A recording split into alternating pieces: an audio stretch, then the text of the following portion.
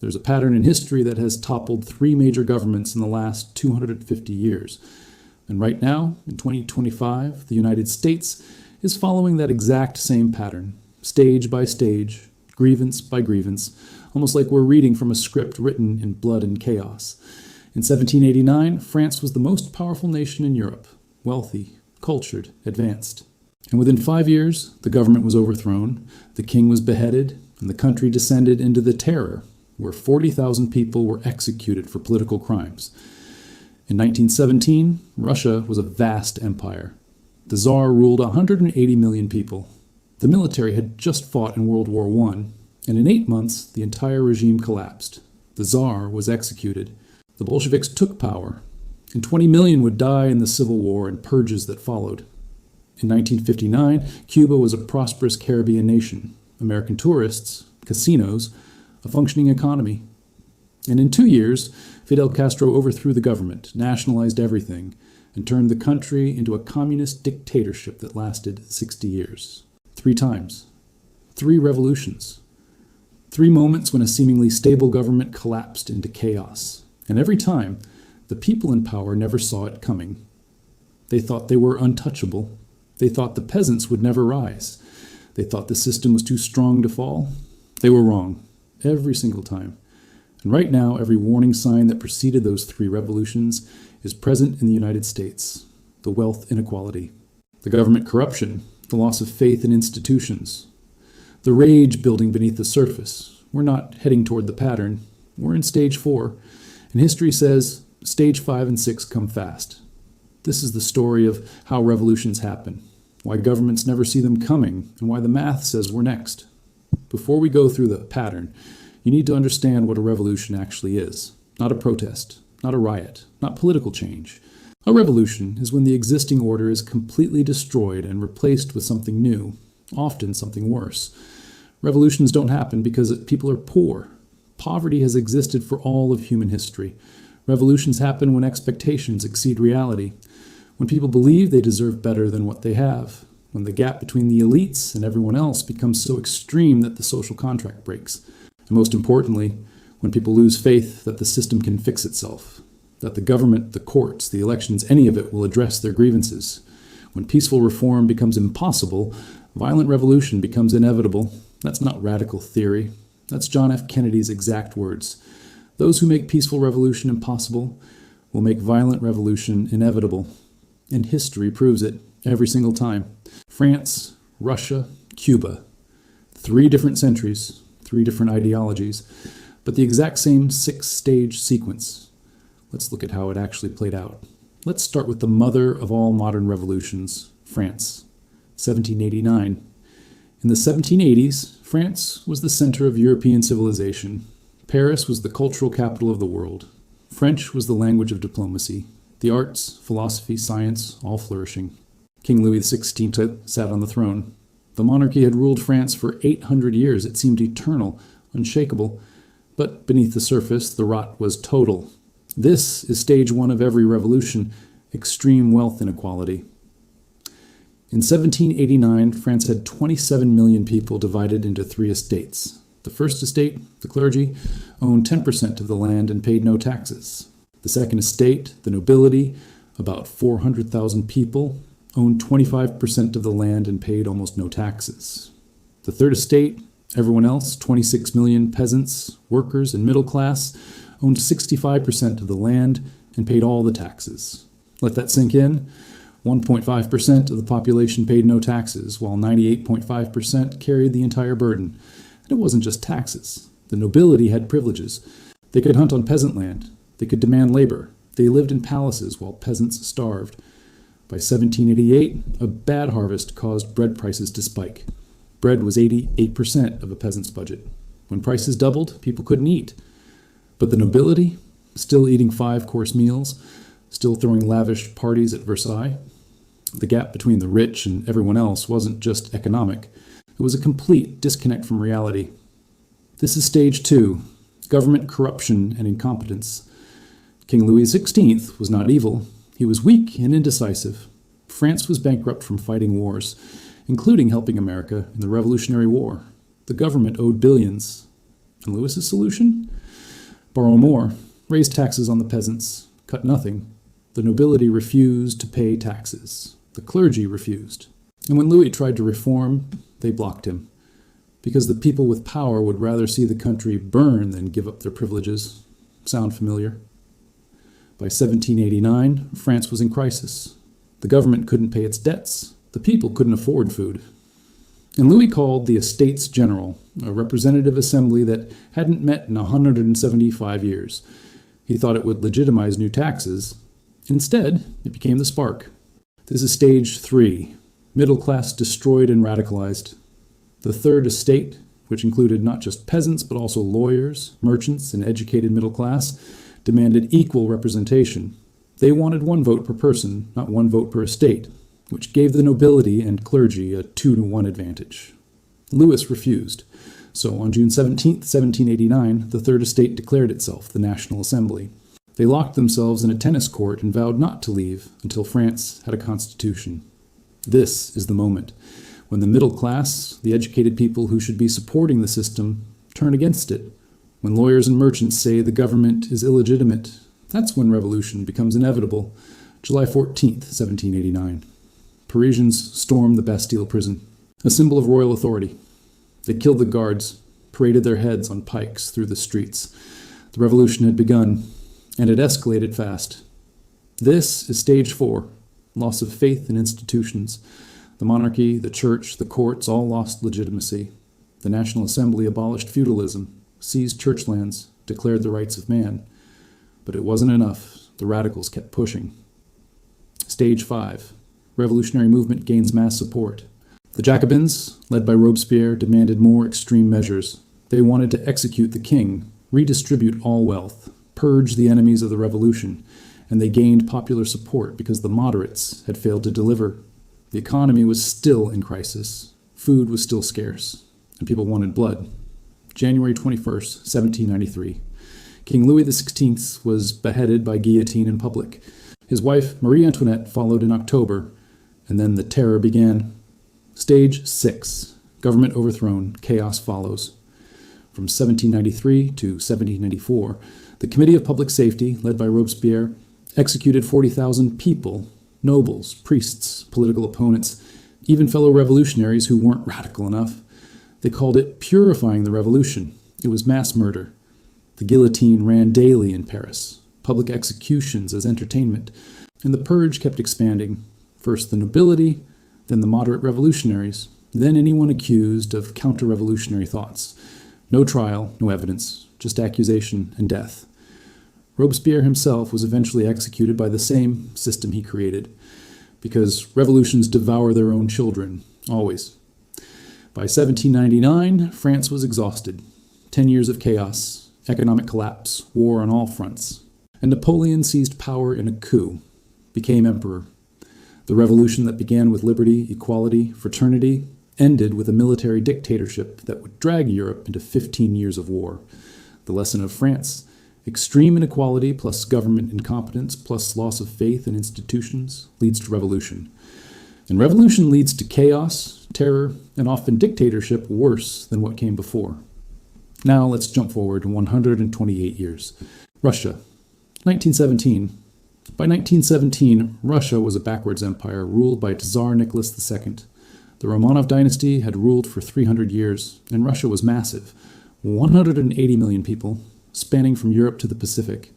But beneath the imperial facade, the same rot.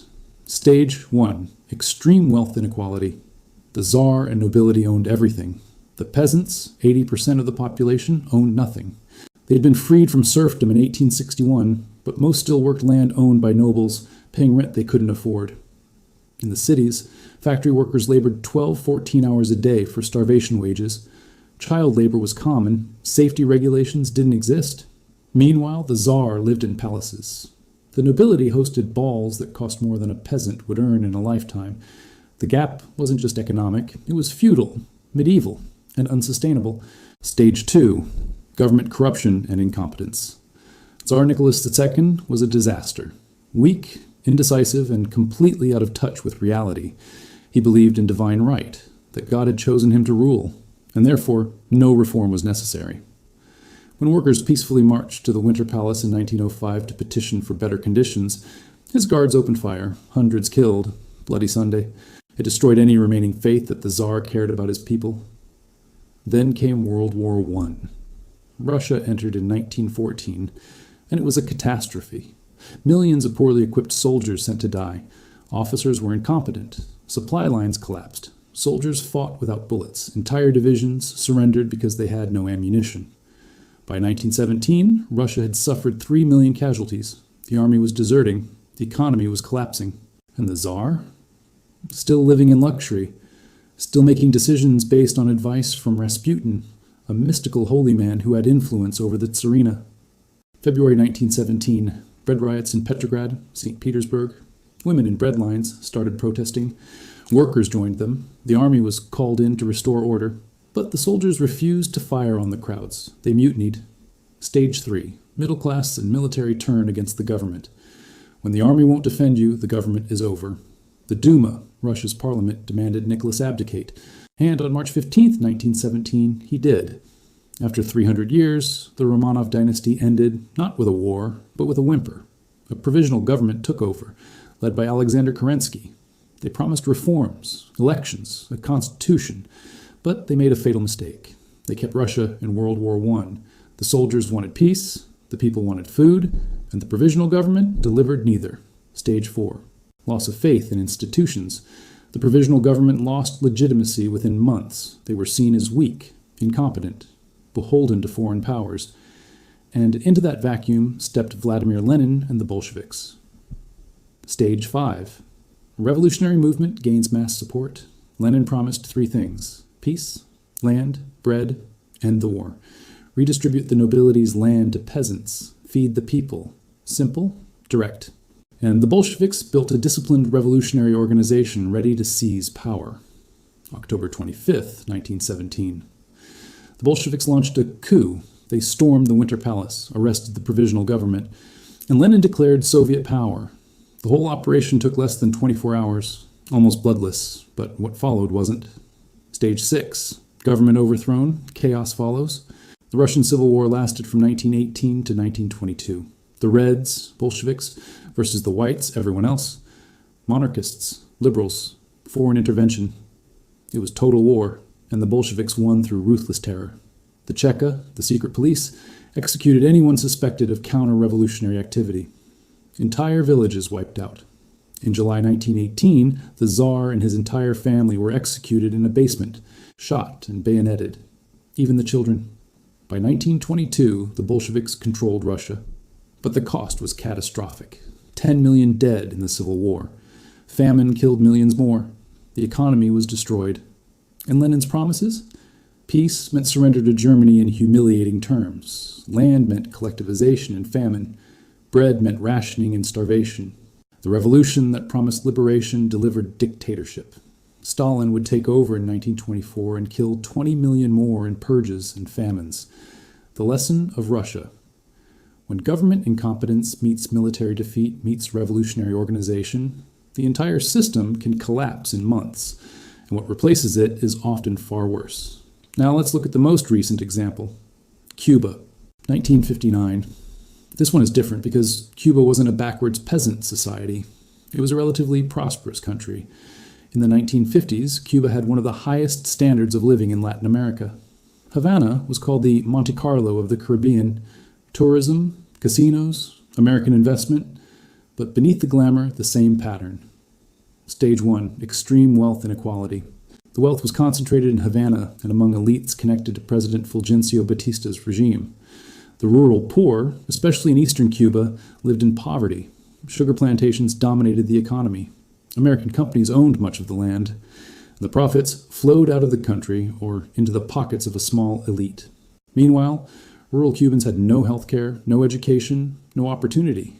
The gap between Havana's nightclubs and the rural countryside was enormous. Stage 2, government corruption and incompetence. Batista was a dictator who seized power in a 1952 coup. He canceled elections, ruled by decree, and the corruption was total. Police could be bought. Courts were rigged. Political opponents were imprisoned or killed. American mobsters ran the casinos with Batista's blessing, paying him a cut. The government existed to enrich Batista and his cronies, nothing else. And when people protested, the response was violence, secret police, torture, disappearances. This created rage, especially among young, educated Cubans who saw their country being looted. Stage 3. Middle class radicalized. Fidel Castro was a lawyer from a relatively wealthy family, educated. He could have been part of the elite, but he saw the corruption and chose revolution. In 1953, he led an attack on the Moncada barracks. It failed. He was imprisoned. But at his trial, he gave a speech that would inspire thousands. "History will absolve me," he said. He was released in an amnesty in 1955 and went to Mexico to plan. December 1956. Castro returned with 82 men on a boat called Granma. They landed in eastern Cuba. Batista's forces ambushed them. Only 20 survived and escaped to the Sierra Maestra Mountains. Most revolutionaries would have given up. Castro didn't. This is where the pattern accelerates. Stage 4. Loss of faith in institutions. Batista's brutality turned the population against him. When the army razed villages suspected of helping rebels, they created more rebels. When police tortured students, their classmates joined the revolution. Castro's forces grew, not because of ideology, because Batista was hated, and the United States, which had supported Batista, started backing away. When your foreign patron abandons you, you're finished. Stage 5. Revolutionary movement gains mass support. By 1958, Castro had thousands of fighters, urban resistance cells in every city, support from peasants who saw him as their defender. And Batista's army was collapsing. Soldiers deserted. Officers fled with stolen money. On January 1st, 1959, Batista fled to the Dominican Republic with $300 million. Castro entered Havana on January 8th, victorious. Stage 6. Government overthrown, chaos follows. At first, Castro promised democracy, elections, free press. But within months, the mask dropped. Political opponents were arrested, trials and executions. The press was censored, and Cuba became a communist dictatorship. Castro nationalized everything: factories, farms, businesses. Anyone who resisted was imprisoned or executed. Hundreds were shot in the first year. Thousands fled. The middle class that had supported Castro because they hated Batista? They learned too late that revolution doesn't bring freedom. It brings new tyrants. Cuba remained a dictatorship for 60 years. Fidel ruled until 2008, his brother Raúl until 2018.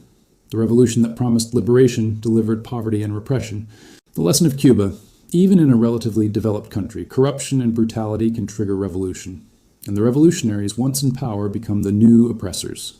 3 revolutions, 3 countries, 3 centuries. France, 1789, Russia, 1917, Cuba, 1959, different contexts, different ideologies, but the exact same 6-stage pattern. Let's break it down, because once you see it, you'll understand why what's happening in the United States right now should terrify you. Stage 1. Extreme wealth inequality. In all 3 cases, wealth was concentrated in a tiny elite while the masses struggled. France. Nobility and clergy paid no taxes. Russia. Tsar and nobles owned everything. Cuba. Batista and connected elites looted the country. The specific numbers varied, but the pattern is the same. When the top 1% control 25 to 40% of wealth, when the gap between rich and poor becomes visible and insulting, resentment builds. This alone doesn't cause revolution. Inequality has always existed, but it's the foundation. Check. Stage 2. Government corruption and incompetence. In all 3 cases, the government was seen as illegitimate. France. Louis XVI couldn't reform and kept borrowing. Russia. Nicholas II was incompetent and disconnected from reality. Cuba. Batista was a corrupt dictator. When government exists only to serve elites, when corruption is obvious, when incompetence leads to crisis, people lose respect for authority. Check. Stage 3. Middle class destroyed and radicalized. This is the key stage. Revolutions don't start with the poorest. They start when the educated middle class loses hope in the system. France. Lawyers and merchants led the National Assembly. Russia. Students and intellectuals joined the Bolsheviks. Cuba. Castro was a lawyer. His supporters were educated urbanites. When the people who should benefit from stability turn against it, revolution becomes likely. Check. Stage 4. loss of faith in institutions. When people stop believing in elections, courts, police, the social contract is broken. France, the Estates General became a revolutionary assembly. Russia, soldiers refused to defend the Tsar. Cuba, everyone knew Batista rigged elections.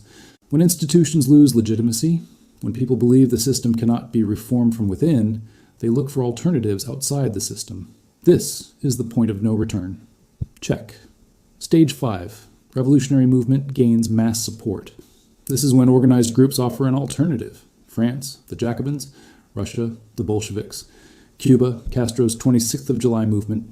They promise justice. They promise to punish the corrupt. They promise a better future. And people, desperate for change, support them, not because they love the revolutionaries, because they hate the current government more. Check. Stage 6. Government overthrown, chaos follows. This is the culmination. The old order collapses. France. King beheaded, terror follows. Russia. Tsar executed, civil war kills millions. Cuba.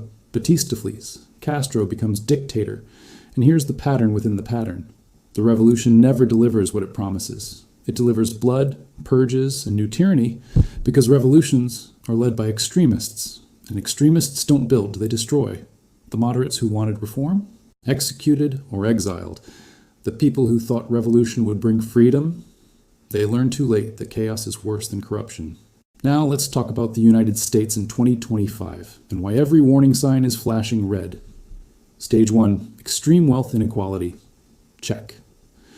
In 1980, the top 1% in America controlled 8% of wealth. Today, 32%, higher than France in 1789. The top 0.1%, about 130,000 households, own more wealth than the bottom 90%, about 117 million households.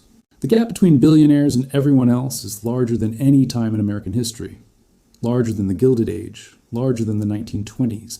The rich are visible. Private jets, mega yachts, space tourism.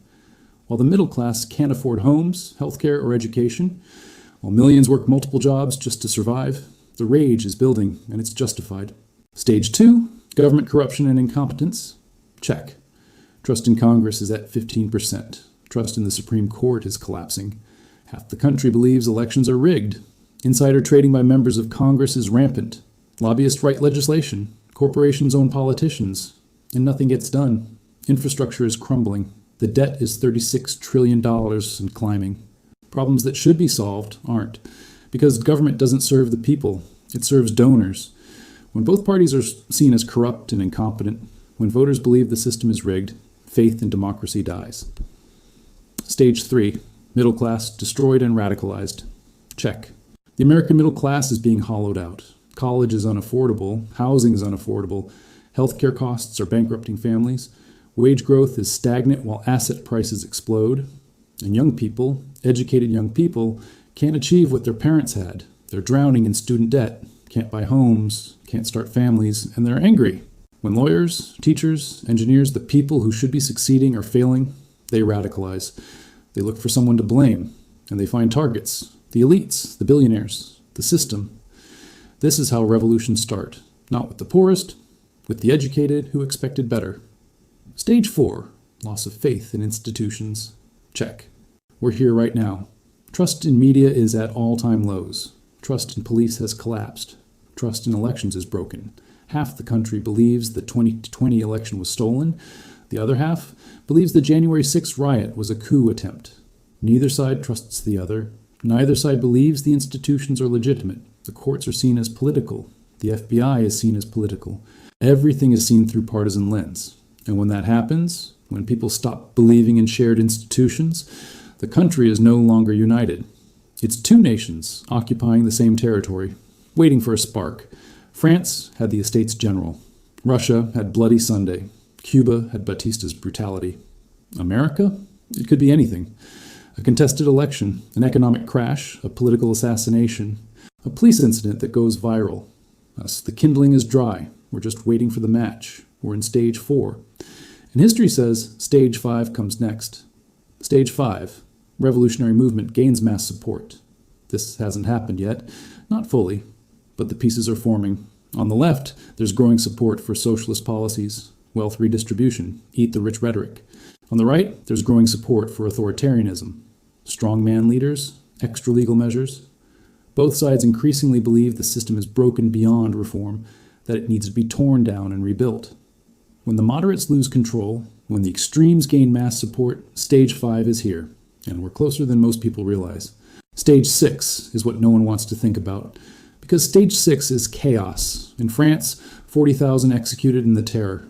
In Russia, 10 million dead in civil war. In Cuba, dictatorship for 60 years. American exceptionalism says it can't happen here. We're too stable, too wealthy, too democratic. That's what they said in France. Russia was an empire that had lasted 300 years. Cuba was prosperous and modern, and all three collapsed. The pattern doesn't care about exceptionalism. So what would stage 6 look like in America? No one knows exactly, but history gives us clues. Political violence escalates, not riots. Organized violence, assassinations, insurgency.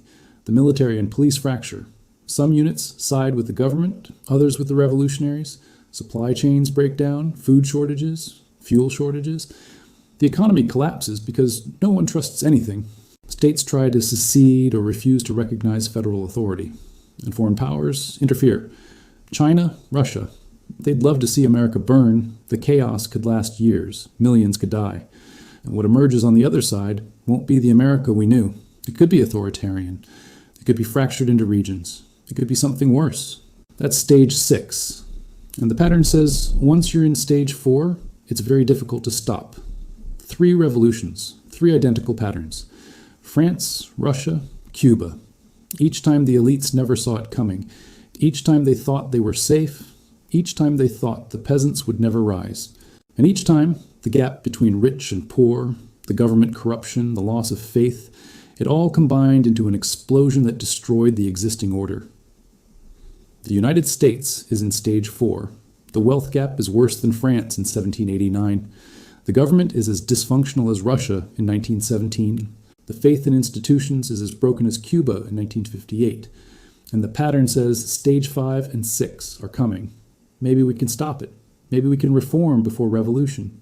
Maybe the system can fix itself. But the pattern says otherwise. The history says otherwise. And the warning signs are everywhere.